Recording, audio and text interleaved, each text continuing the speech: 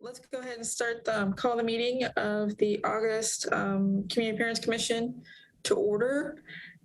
We will start with a roll call of folks here. John Coyne. George Edwards. Here. Ethany Good. Here. Manika Gupta. Dr. Brittany Clinton Hill. Judy Hotchkiss. See her. Didn't hear you, but I saw you, so we'll go. I think you're muted.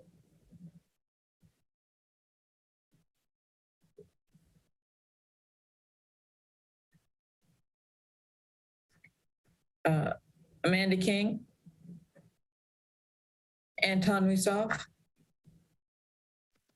I'm here. Okay. And looks like Judy's here too, but yeah, I see her. I think she's muted. That's all. And then she's starting. Okay. Salvatore Patino. Don't see him. John Waffling. Here. Tasha Wilson. Here. Curtis Walker. Here. Yeah.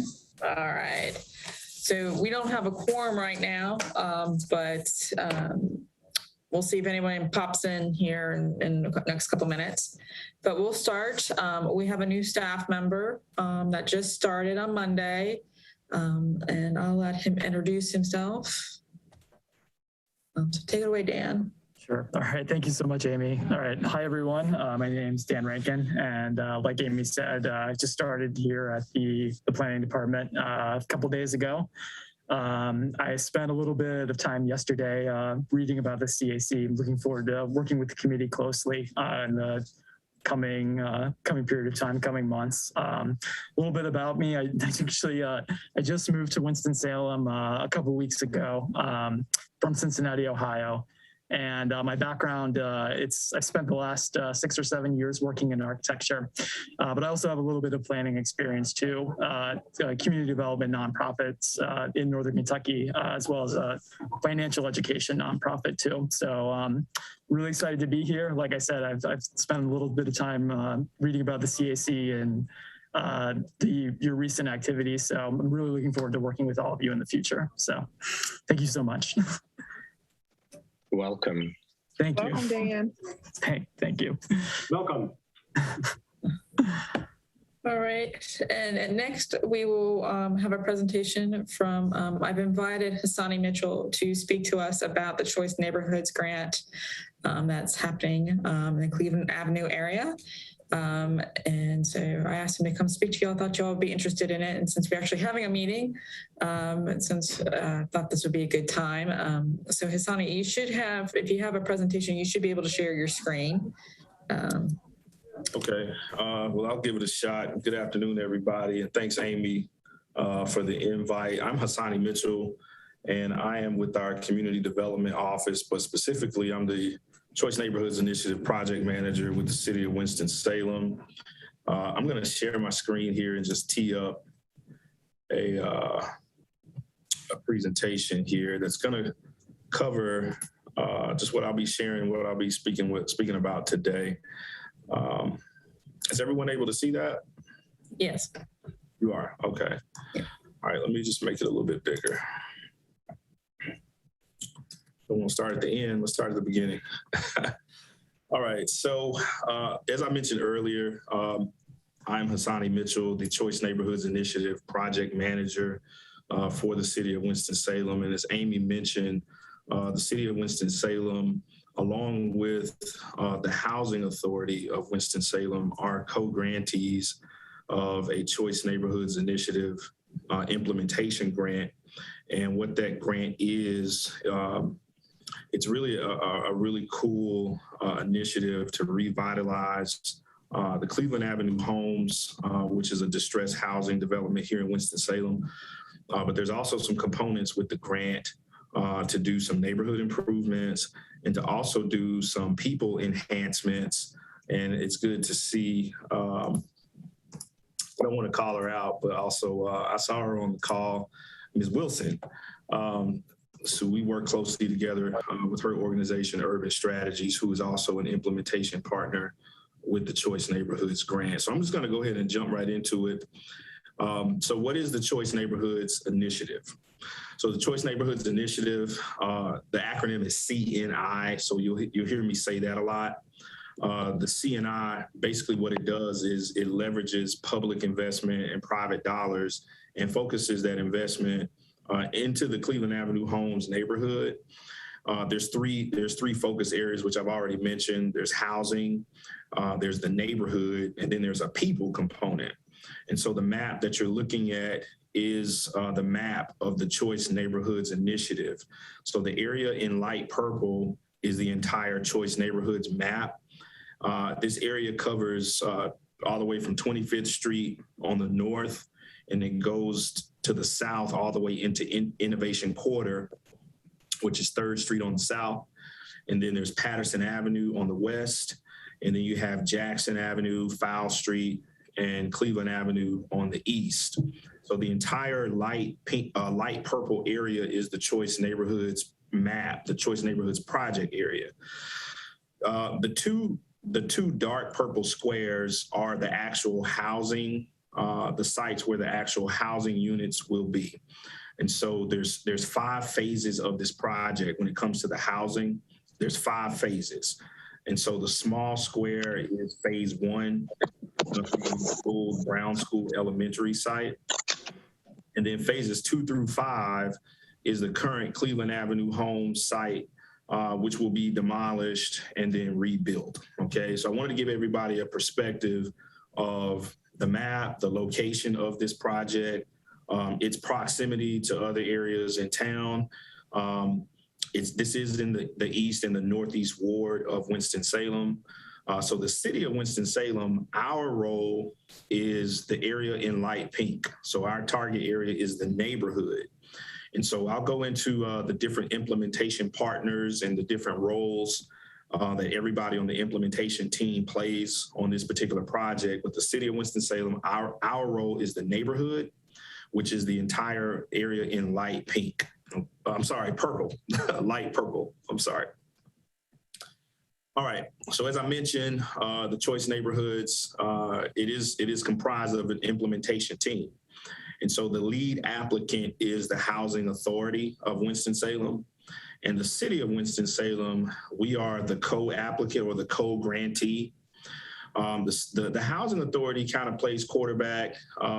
They do a lot of interception between the team and HUD. And then you have Urban Strategies, and Urban Strategies is actually boots on the ground inside of Cleveland Avenue Homes. And they are actually responsible for the people implementation. So making sure that the residents inside of Cleveland Avenue Homes are connected with various resources, the social service aspect of it, the relocation aspect of it, connecting them with employment opportunities, health and wellness initiatives that are currently happening in the city. So Urban Strategies, they're doing a great job working one-on-one with the residents. And then the developer is McCormick Barron Salazar, and they are actually the developer that's handling the design, the construction, coordinating with contractors and subcontractors. That is their responsibility. And then the education partner is the Winston-Salem County Schools. And so there is an education component of this project. There is a proposed new elementary school that is proposed in this project as well. So I wanted to let everyone see the implementation team and everyone's role. But the city of Winston-Salem, we are the co-grantee, and our responsibility is the neighborhood. So we'll talk a little bit about the focus of today will just be the neighborhood and what my role is and what our role is here in community development as it pertains to this particular project. And so the neighborhood strategy, as I mentioned earlier, the entire area in light purple, that's the city of Winston-Salem's responsibility. And so we are tasked with making sure, along with the new housing development that's going to go up, and this is a 6-year initiative. Okay, so we're coming up on the end of year 1. So we have about 5 more years to go. So we're in year 1. So we have, some years to go. But our role as the city of Winston-Salem is to make sure that this neighborhood has improved amenities, which could be, arts, placemaking, green spaces, viable economic investment that can come into the neighborhood, effective public schools. So as I mentioned, there is a plan for a new Ashley Elementary proposed in this plan, which will be adjacent to the new housing site. And then, of course, increased public safety. So those are our primary initiatives that we want to incorporate in and around the 5 phases of the housing development that's going to go up in this neighborhood. So a large part of that strategy is community engagement. And so what we have to do and what we've been doing the larger part of this year is engaging with the community to be able to assess what their needs are. We have convened a Citizens Advisory Steering Committee, and that steering committee is comprised of residents in the Cleveland Avenue Homes community, also residents in the Choice Neighborhoods community. There's also individuals that are members of various community partners. So we have convened that steering committee, and their job is to really assess the needs of the community and help us formulate our critical community improvement plan and target what projects need to be done in the project area. We also have a community engagement platform, and it's called Co-Urbanize. And I've put the website on here, but I've also listed it at the end of the presentation, and I'm more than happy to put the website in the chat. But the Co-Urbanize platform, it's a web-based platform. It's live. Anybody can go and take a look at the elevations, the project timeline. You can provide feedback. You can take a look at upcoming work opportunities. And any feedback that's posted on this platform, it comes directly to me as the City of Winston-Salem's representative. It also goes to the developer, and it also goes to the housing authority. So we're able to track real time as folks give us their input and their feedback, because we have to take that feedback into account as we formulate our strategy and formulate our plan as to what neighborhood improvement projects are going to go into this area. So I do encourage everybody to take a look at the Co-Urbanize platform. We did have a neighborhood input session in the month of July, and the whole purpose was to continue to gauge the neighborhood, to continue to get feedback from the residents on what projects, what improvements they want to see that are going to complement the new housing, but also projects that are going to be catalytic in this neighborhood, that are going to spur investment and spur the necessary improvement to really uplift the community. And then as a part of our engagement strategy, we have been going door to door inside of the Choice Neighborhoods Initiative all summer long. We have an initiative called Front Door Fridays, where we take city staff from various departments, and we go into the Choice Neighborhoods Initiative, and we knock door to door. And the purpose of this is to really get more feedback from the resident and from the community as to what needs, what projects, what are the high target, high value areas that they want to see improved in their neighborhood. Because once again, it's not up to the city.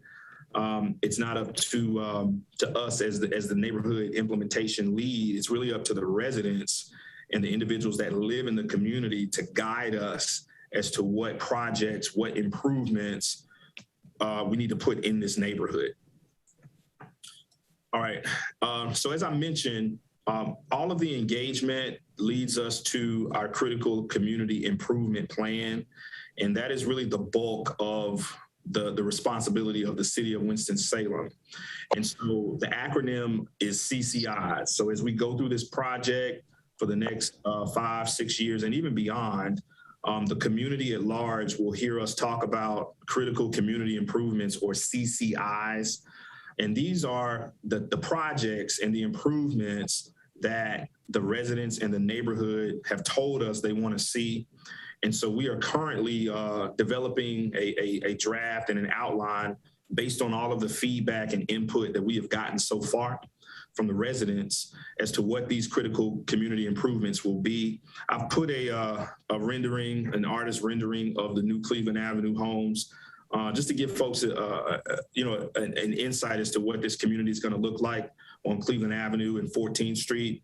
But as a part of the critical community improvements, we do want to implement some commercial placemaking, some neighborhood placemaking, some arts, some green spaces in this community, access to healthy opportunities, whether it's health clinics or wellness opportunities. And then, of course, laying a foundation for future economic development and for future workforce development in this community.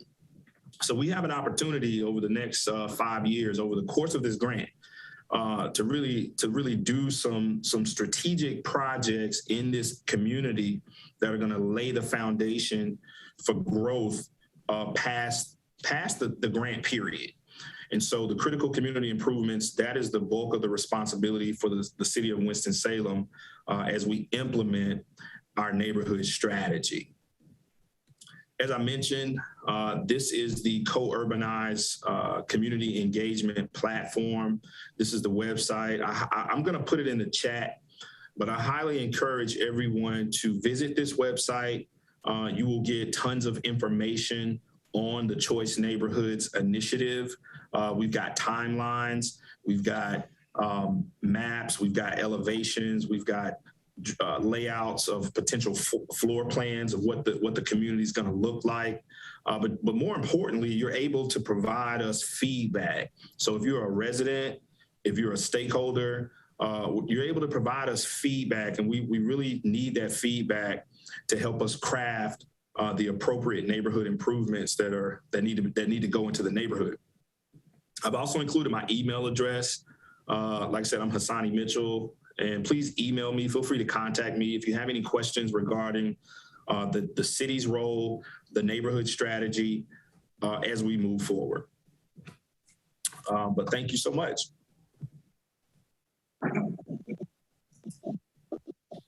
Thank you. Yeah, thank you, Sonny. Did anybody have any questions? I'm not seeing any. Amy, I don't have a question, but Hassani, that was a great presentation. Thank you. Okay. Not seeing any questions. Did you have a question? No, I thought it was well done. I was really interested in the educational component because I just think that that's really, really important going forward here in the city. It's good to see quote unquote economically disadvantaged neighborhoods get a little light. So that was really good. Good. Okay. Yeah, Hassani, I have a really, really quick question for you.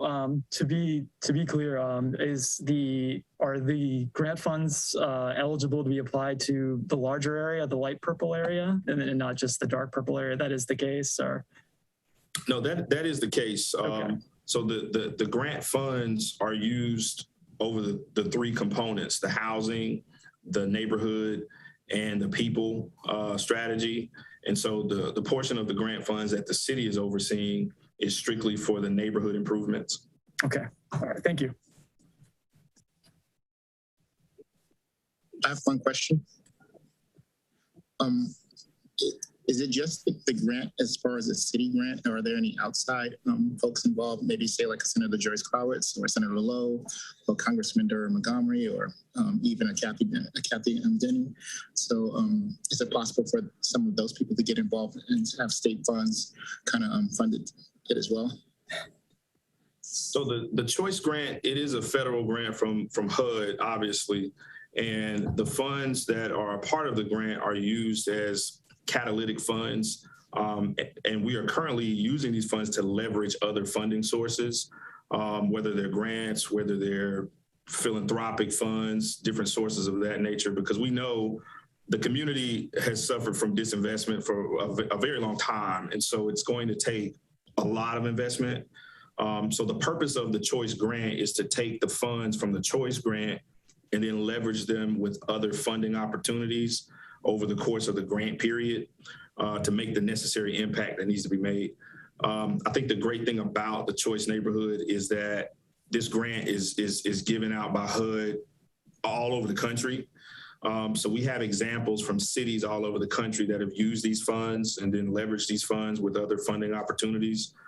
So we're really looking at other cities that have done this project and then incorporating it in our community.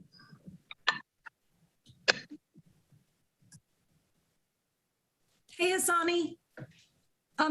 Does this tie into the East End plan at all, or are you looking at them together, or?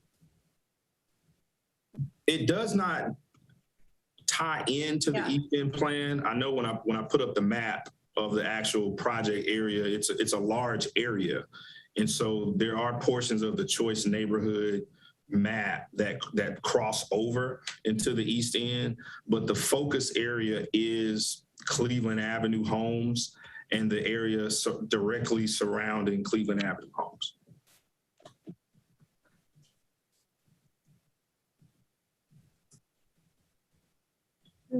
Okay, I'm not seeing any more questions or comments.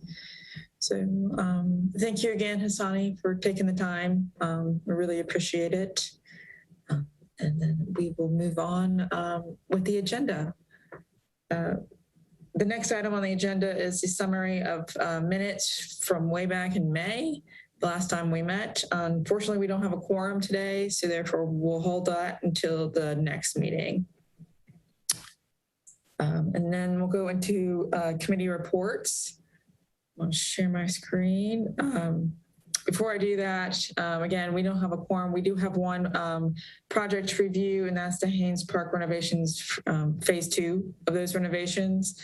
And what will happen in that case, just as a reminder, based on our bylaws, is that the comments from the TAPR committee will move forward as the comments for the entire commission. But I will go through the project. And Scott Miller is on the line, so he can answer any questions anyone may have. I'm curious, what is a quorum? We have a lot of people here today. What constitutes a quorum? 8. We don't have 8 people? There's 12 people on. We don't have 8 members. Oh, even disallowing Hassani and you and No, we have to have eight members. Okay, well, I know you know how to count. I don't. It just looked like a large group. Okay, thank you.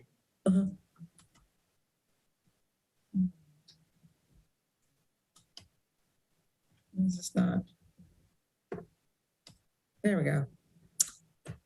Okay, so everyone hopefully knows, except for maybe Dan, knows where Haynes Park is. But if you don't, if you're not familiar, it is on the sort of west side of the West End Historic District, next to Wiley Elementary School here.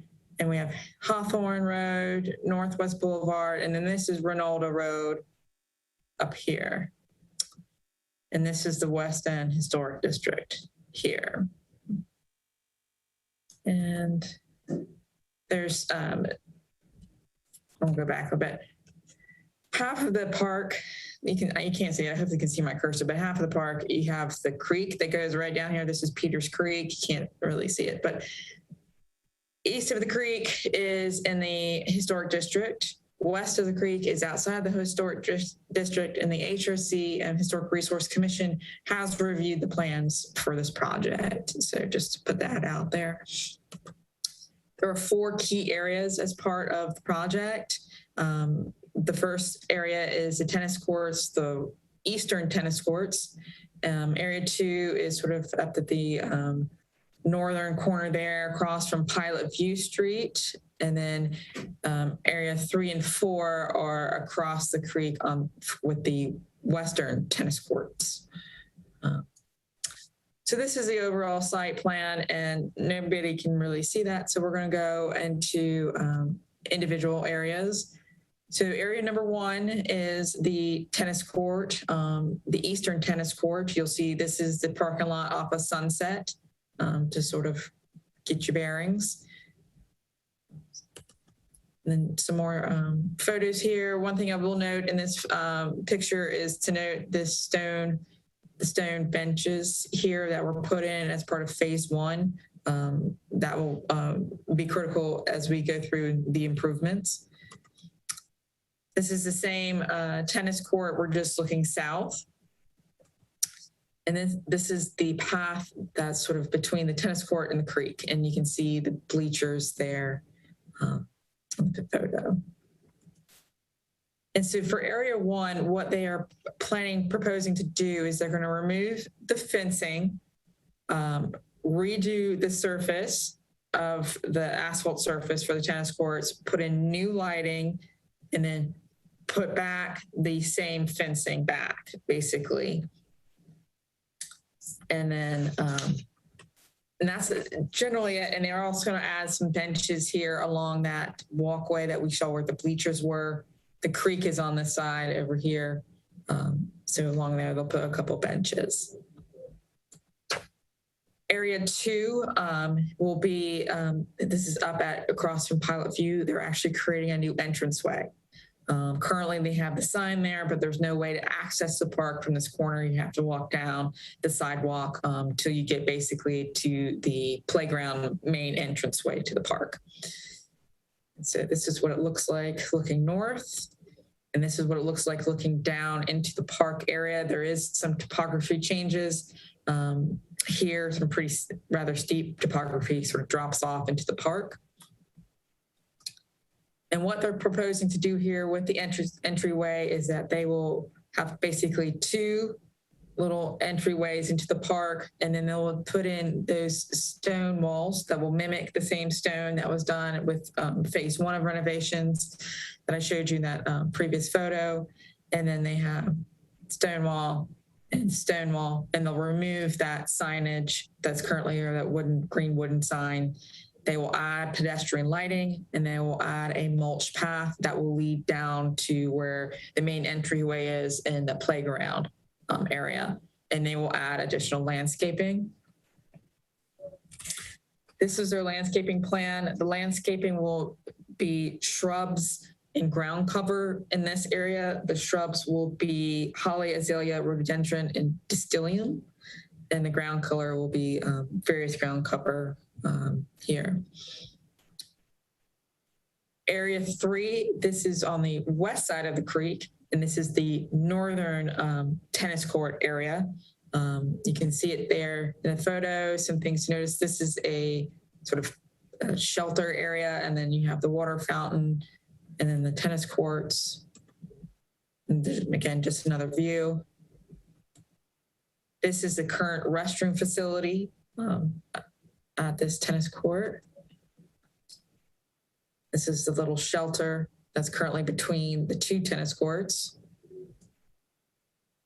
And this is the western side of that tennis court. And for this section, what they plan to do is they're not doing anything to the track, and they're not doing anything to the actual tennis court itself. They are doing interior renovations to the bathroom facility. They're doing renovations to sort of the covered walkway here, roof. They are removing a portion of the concrete that's sort of on the edges of the tennis courts, and they're adding there's moving the current sort of bleachers over and adding new benches. And then they're adding new picnic table underneath the picnic shelter I showed you, and some new walkways to that other standalone shelter here, and then new walkways over the bridge here in this area. And they're adding landscaping. And the landscaping will include trees, which will be crepe myrtles, dogwoods, and redbuds, shrubs, which will be the distilium, boxwood, azaleas, and hollies, and then ground cover. And area 4 is the, again, the western tennis courts. This is the southern tennis court, and this picture is looking south. And the main area for this is actually, this project is actually behind the tennis courts. This is the pickleball courts, which currently exist. And that is looking north. And then this is just a little other side of the tennis court, between the tennis court and the creek. And so for this one, again, everything pretty much focuses on the pickleball courts, which will be, we'll remove the existing asphalt, install new pickleball courts, a concrete walkway here with steps, 3 sets of steps, new fencing and gates, and then they'll add landscaping as well. And that, and this wall back here will be painted black. It will remain, but it will be painted black.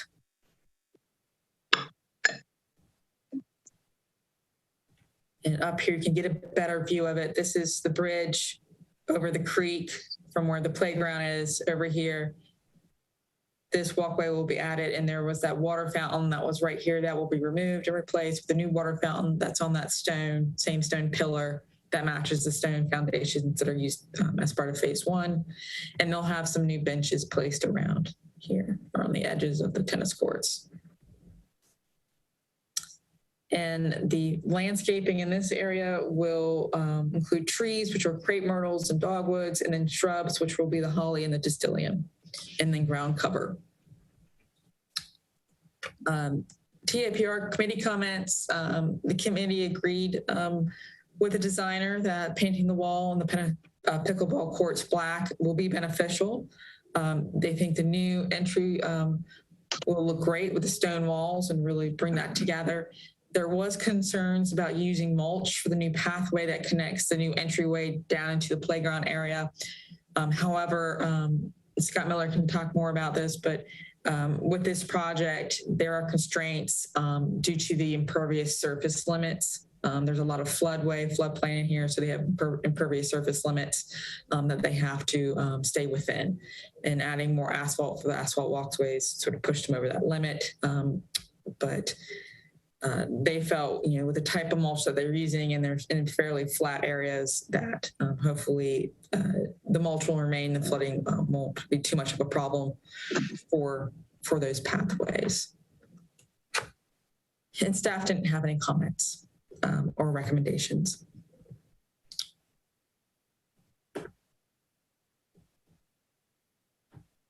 Did anybody have any questions for Scott? He's on the line.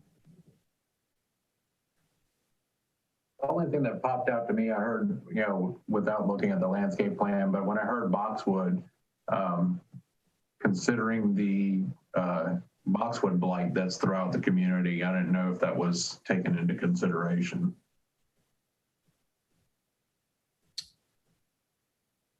Scott, you're on mute. I don't know if you can address that or not. Yeah, thank you. I know that we have used some of the more updated varieties of the boxwood. I'm not sure whether or not those are blight resistant, to be perfectly honest, what Ash has used on that, but we certainly can check into that. If there is a concern there, we can certainly make that adjustment prior to the planting component of the project.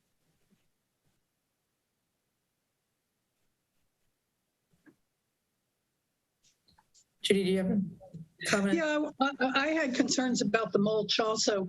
My question is, will there be a landscape edging to try to keep it in place?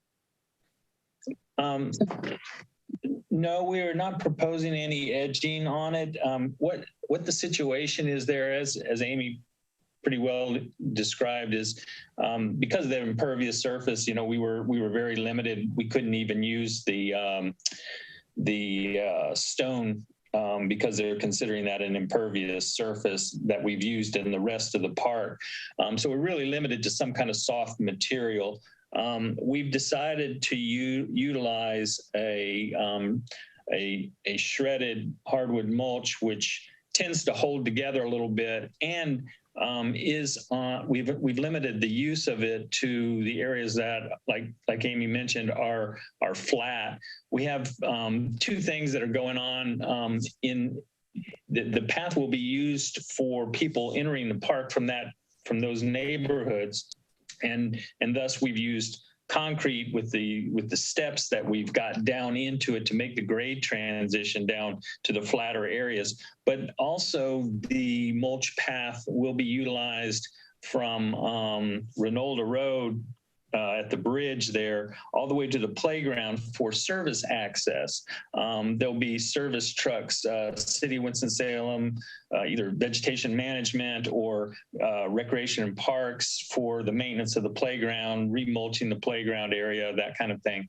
So we did not use any edge constraints, knowing that there's going to be vehicles used on that as well as pedestrians. So we know it's not an ideal or perfect. We know when it floods that, yes, some of that mulch path will have to be redone, reset. But right now, we're kind of limited as to the choices that we had. The other thing was just budget.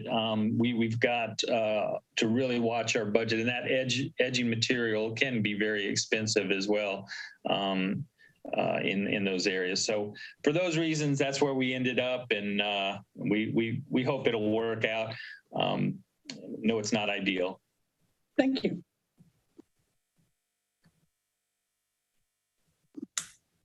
All right. And again, so we will send the TAPR comments forward as the comments from the CAC per bylaws. So, is there any other comments or questions? I'm not seeing any. Okay. Well, thank you, Scott. And we will move on with the committee reports. The Education Awards Committee, again, with this virtual world that we're in right now, until we can get back into person and in-person meetings, we'll probably hold off on those committee meetings. So there was no meeting this month. We don't, just as a reminder, typically this is the time when we would start the planning for the next award ceremony. However, we've, in the department, has decided to push the next awards to spring of 2023. So we will start that up next summer. Trees and Woodlands did meet, and we met last week, and we had a very serious conversation about sort of where do we go given current situations with the Delta variant. They were sort of at a point now where we're at that train station, and you know, in terms of that vegetation management would be ordering trees within a week or two, a couple weeks. And so once that's $15,000 to $20,000 worth of trees, and so we kind of had to make a decision. Like, we waited as long as we could, but a decision had to be made as to whether we go forward or not go forward. And the decision was made to cancel the event. Like, similar to what we did last year, it's just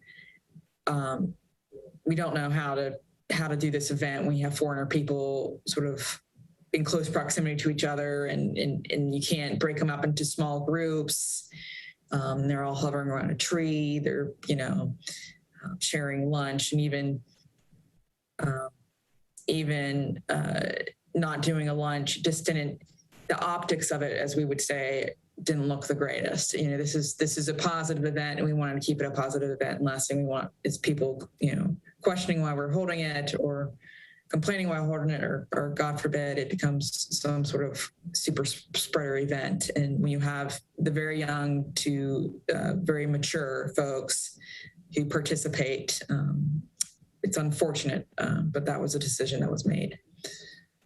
So we will hold that site, that area off of Carver School Road. And hopefully, let's all keep our fingers crossed that we can do it next year. I hope so, because I mean, it's a fun event, and it's unfortunate that we can't do it. So Amy, will it be held off until then, the fall of 2022? Mm-hmm. We'll keep it in the fall. We did have a brief conversation about maybe do it in spring, but it's the best time really in the fall. People know when it is. generally, but it's also the best time to plant trees is the fall.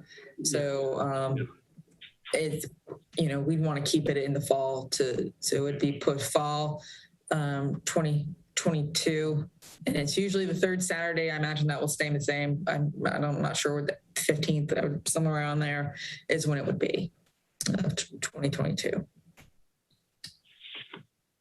And similarly, the Gateways Ad Hoc Committee, again, that's sort of been put on hold for past year and a half or so, just because it's one of those committees that really should be in person. It's easier to be dealt with in person, and so we can work out the kinks. So at some point, we will reconvene, and it'll probably have to be at this point be a new committee, because I think the only person is left is Sal. So Salvador, and hopefully at some point we could pick that back up and move forward with it. That's all the committee reports I have. Do we have an official report from Anton or Tasha? I don't have anything at this point. You've covered pretty much everything, and there was hardly any committee meetings other than the trees and woodlands, and nope, unless Tasha has something. I don't. I just want to commend everyone for, just showing up, even though it isn't much activities with our subcommittees, but just thank everyone. That's it.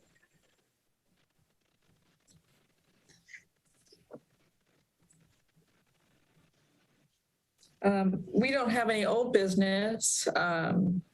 New business, I'll let everyone know that Rosalba has resigned her position on the CAC. Unfortunately, she has taken a new job at Virginia Tech, which A little far. yeah. So kudos to Tech, because I think she'll be great, and it's my alma mater, so I'm very happy for her. But unfortunately, she absolutely can't continue on. So that now means that we have 3 positions open. And Rosalba's was a categorical position. If you know anybody who can fit the categorical requirements, that again is, some either education or experience in landscape architecture, horticulture, historic preservation, planning, design, artistry. It's fairly broad. Please send them either my way or send them to the city secretary, and they can fill out an application and get appointed. We still have the county positions available, and you can direct folks to the county website, which is forsyth.cc, and they can fill out their applications online that way.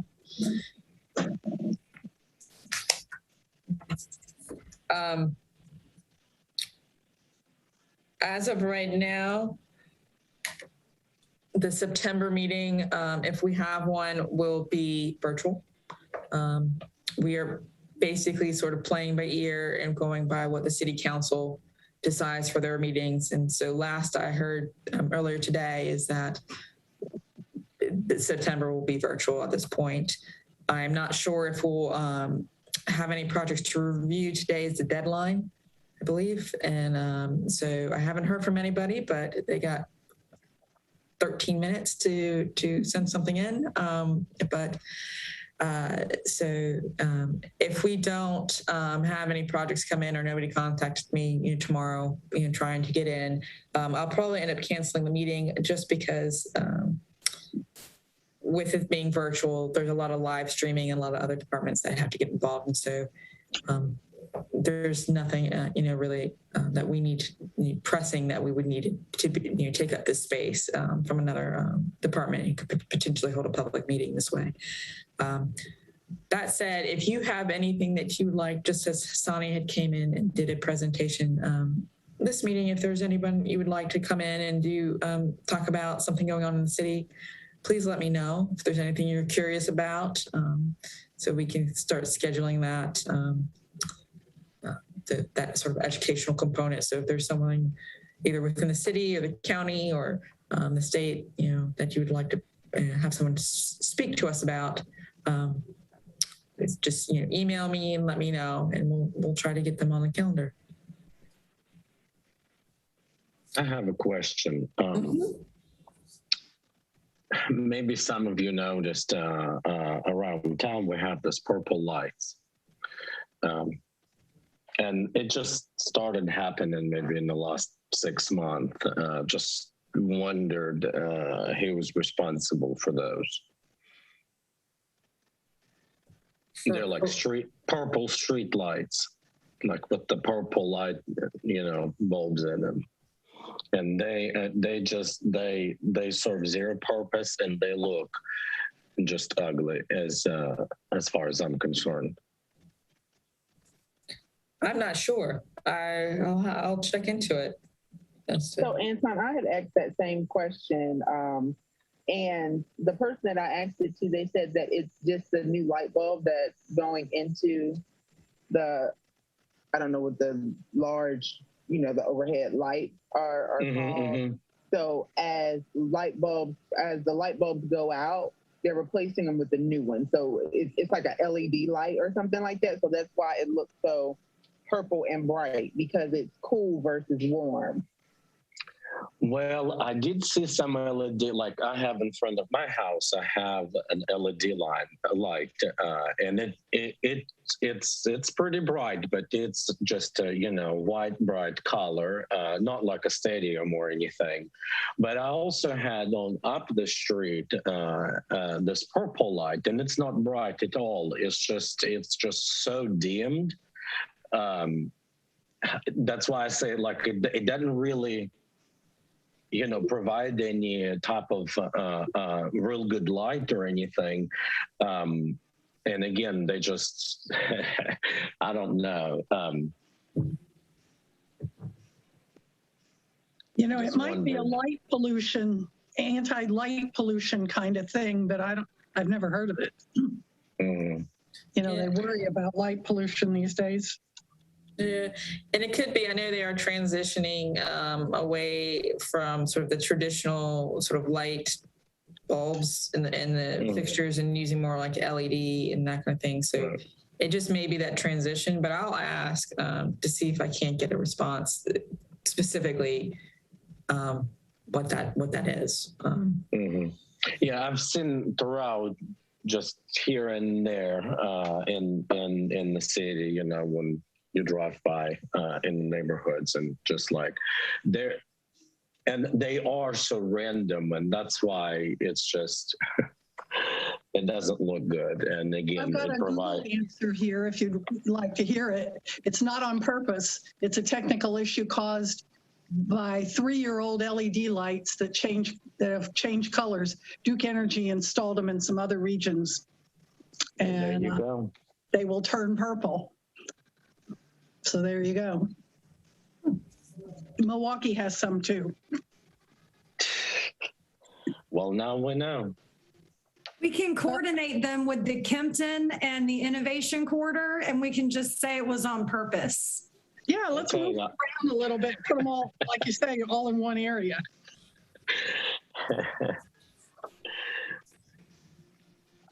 Well, thank you, guys. I think we've covered everything, and